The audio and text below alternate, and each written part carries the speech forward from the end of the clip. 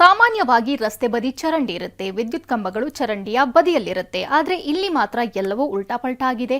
ಕೋಟಿ ಕೋಟಿ ವೆಚ್ಚದ ಕಾಮಗಾರಿಯೊಂದು ಅಧಿಕಾರಿಗಳ ನಿರ್ಲಕ್ಷ್ಯಕ್ಕೆ ಹಳ್ಳ ಹಿಡಿದಿದೆ. ಎಲ್ಲಿ ಅಂತೀರಾ? ಈ ಡೀಟೇಲ್ಸ್ ನೋಡಿ.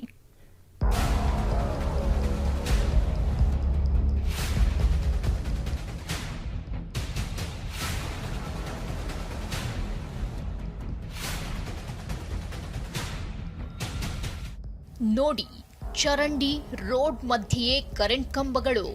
ಜನರ ದುಡ್ಡನ್ನ ಯಾವ ಮಟ್ಟಿಗೆ ಅಧ್ವಾನ ಮಾಡಿದ್ದಾರೆ ನೋಡಿ.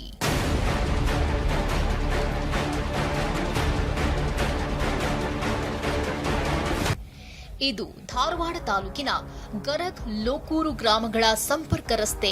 ಹದಗೆಟ್ಟಿದ್ದ ರಸ್ತೆ ದುರಸ್ತಿಗಾಗಿ ಸರ್ಕಾರದಿಂದ 1.5 ಕೋಟಿ ರೂಪಾಯಿ ಅನುದಾನ ಬಿಡುಗಡೆಯಾಗಿತ್ತು. ಆದರೆ ರಸ್ತೆ ಕಾಮಗಾರಿಯಲ್ಲೂ ಗುತ್ತಿಗೆದಾರರು, ಅಧಿಕಾರಿಗಳು ನಿರ್ಲಕ್ಷ್ಯ ತೋರಿದ್ದಾರೆ. ರಸ್ತೆ ಬದಿ ಎಲ್ಲೆಂದರಲ್ಲಿ ಕರೆಂಟ್ ಕಂಬಗಳನ್ನ ಹಾಕಲಾಗಿದೆ. ಕೆಲವೆಡೆಯಂತೂ ಚರಂಡಿ ಮಧ್ಯೆಯೇ ವಿದ್ಯುತ್ ಕಂಬವಿದೆ. ಈ ಒಂದು ರಸ್ತೆಯ ನಿರ್ಮಾಣ ನಡೀತಾ ಇದೆ. ಯಾವ ರೀತಿ ಇದೆ ಅಂತಂದ್ರೆ, ರಸ್ತೆಯ ಮಧ್ಯದಲ್ಲೇ ಕಂಬಗಳಿದ್ರೂ ಕೂಡ ಈಗ ರಸ್ತೆಯನ್ನ ದುರಸ್ತಿ ಮಾಡುವಂತಹ ಕೆಲಸ ಮಾಡ್ತಾ ಇದ್ದಾರೆ. ಅಂದ್ರೆ ಯಾವ ರೀತಿ ಅಧಿಕಾರಿಗಳು ಮತ್ತು ಇಂಜಿನಿಯರ್ಸ್ ಬೇಜವಾಬ್ದಾರಿತನ ಅಂತ ಈಗ ನೋಡ್ತಾ ಇರ್ಬೋದು. ಈ ಮಧ್ಯದಲ್ಲೇ ಇವೆ ಈ ರಸ್ತೆ. ಈಗ ನಾಳೆ ಅಗಲೀಕರಣ ಆದ್ಮೇಲೂ ಕೂಡ ಈ ರಸ್ತೆ ಉಪಯೋಗಕ್ಕೆ ಬರೋದಿಲ್ಲ. ಯಾಕಂದ್ರೆ ಮಧ್ಯದಲ್ಲಿ ಅಷ್ಟೇ ವಾಹನಗಳು ಹೋಗಬೇಕು. ಈ ಒಂದು ಚರಂಡಿಯ ಮಧ್ಯದಲ್ಲಿ ವಿದ್ಯುತ್ ಕಂಬ ಬಂದಿದ್ರೂ ಕೂಡ ಅದಕ್ಕೆ ಸಂಬಂಧ ಇಲ್ಲ. ಆ ಕಂಬವನ್ನ ಹಾಗೆ ಚರಂಡಿಯ ಮಧ್ಯದಲ್ಲಿಯೇ ಇಟ್ಬಿಟ್ಟು ಇವರು ಆ ಚರಂಡಿ ನಿರ್ಮಾಣ ಮಾಡಿದ್ದಾರೆ. ವಿದ್ಯುತ್ ಕಂಬಗಳನ್ನ ಯಾರು ಸ್ಥಳಾಂತರ ಮಾಡಬೇಕು ಅನ್ನೋದೇ ಗೊಂದಲಕ್ಕೆ ಕಾರಣವಾಗಿದೆ. ಪಿಡಬ್ಲ್ಯೂಡಿ ಟೆಂಡರ್ನಲ್ಲಿ ಕಂಬಗಳ ಸ್ಥಳಾಂತರದ ಬಗ್ಗೆ ಉಲ್ಲೇಖವಿಲ್ಲ. ಹೆಸ್ಕಾಂನವರನ್ನ ಕೇಳಿದ್ರೆ ಅದು ಲೋಕೋಪಯೋಗಿ ಇಲಾಖೆಯ ರಸ್ತೆ, ಅದಕ್ಕೆ ತಗಲುವ ವೆಚ್ಚವನ್ನ ಭರಿಸಿದ್ರೆ ಸ್ಥಳಾಂತರ ಮಾಡಿಕೊಡ್ತೇವೆ ಅಂತಿದ್ದಾರೆ.